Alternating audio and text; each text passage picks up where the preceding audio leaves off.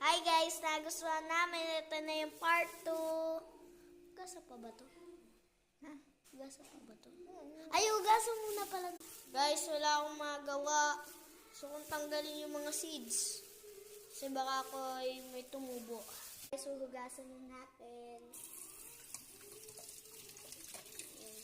Tapos na.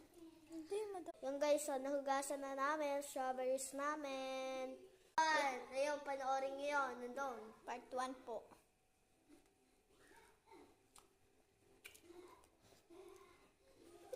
Parang mayroong something. Nga.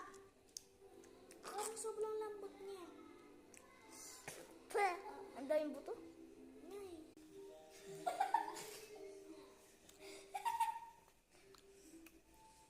Diyan lang po yan. Sa Rapper Jenson Kapate. Yan po.